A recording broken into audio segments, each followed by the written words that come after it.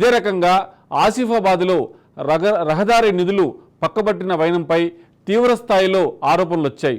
దీంతో రాజ్ న్యూస్ వరుస కథనాలు ప్రసారం చేసింది. అధికారుల అక్రమాలపై రాజ్ న్యూస్లో వరుస కథనాలు రావడంతో రంగంలో దిగిన ఏసీబీ కేసులు నమోదు చేసింది. దీంతో ఎవరైతే అక్రమాలకు పాల్పడ్డారో ఆ అధికారులు మొత్తం కూడా కటకలాల పాలయ్యారు. దీంతో మంచిర్యాల, ఆసిఫాబాద్, గోయగాం వరకు కూడా రోడ్డు విస్తరణ పనులు దాదాపుగా 94 కిలోమీటర్ల మేర ప్రారంభమయ్యాయి. దాదాపుగా 320 హెక్టార్ల భూసేకరణ జరగా 70 కోట్ల వరకు పరిహారం చెల్లించింది గవర్నమెంట్. ఇందులోనే అవకతవకలు జరిగాయి. దీంట్లో మనం గమనిస్తే అసలు సిసల రైతులకు 4 ఏళ్లుగా పరిహారం అందకపోగా నాడు రైతులు నేడు కూలీలుగా మారారే కానీ వారికి పరిహారం అందలేదు. ఆఫీసుల చుట్టూ తిరిగినా ఫలితం లేకపోలేదు. చివరకు లేఅవుట్లోని రోడ్లకు చెల్లింపులు జరిగాయి. అయితే ఈ సర్వేలు ఎవరైతే ఉన్నారో ఇష్టానురాజ్యంగా పరిహారంలో జాప్యం జరగడమే కాకుండా ముంపుకు గురికాకున్న ఓ వ్యక్తికి 21 లక్షల రూపాయల పరిహారం అందించి మరో వ్యక్తికి భూమి లేకున్నా 8 లక్షల రూపాయల చెల్లింపు జరిగింది. ఈ వ్యవహారంలో లేఅవుట్ లేదు, అలాగనే నాలా జాంతనాయ్ అంతా అడ్డగోలేనే అనే ఆరోపణలు వెలువెత్తాయి. రాజకీయ నాయకుల మద్దతుతోనే ఈ అవినీతి అక్రమాలు జరిగాయని చెప్పన్న విమర్శలు కూడా ఉన్నాయి. మొత్తంగా తీరా చూస్తే 4.37 కోట్ల నష్టపరిహారం పక్కదారి పట్టినట్టు నిర్ధారణ అయింది. సో దీంట్లో ఆర్డీఓతో సహా 6 మీద కేసు నమోదైంది. అయితే ఆ రోజు ఈ విషయం తెలిసిన రాజ్ న్యూస్ డీప్గా ఎంక్వైరీ చేసింది. ఎంక్వైరీ చేయడమే కాకుండా వరుసగా కథనాలు కూడా ప్లే చేసింది.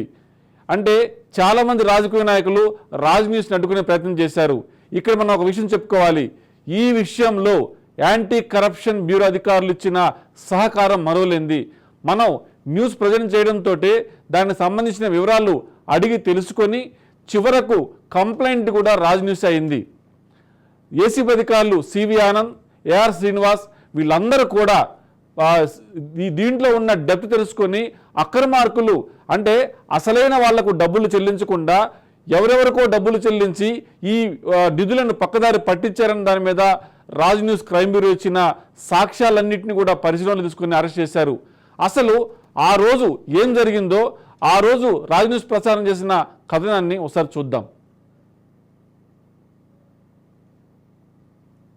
ఈ ఆసిఫాబాద్లో జరుగుతున్న ఈ అరాచకాలు శంభూదాస్ సంబంధించిన అరాచకాలు అన్నీ ఇన్ని కాదు.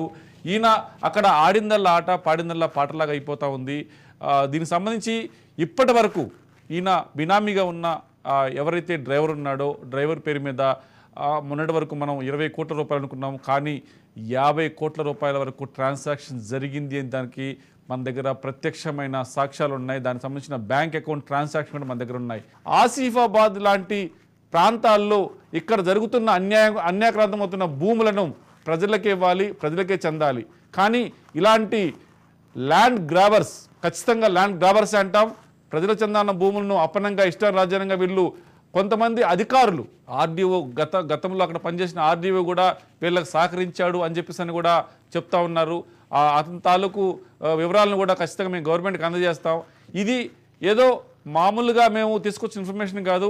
దీంట్లో అంటే కథ కంచికి చేరే వరకు కథలో అసలు పెద్దలు అంటే బ్యాక్ ఎండ్లో ఉండి కథ నడిపించే పెద్దల వ్యవహారం బయటకు వచ్చే వరకు కూడా రాజ్ న్యూస్ మొత్తంగా బయట పెట్టడానికి సిద్ధంగా ఉంది.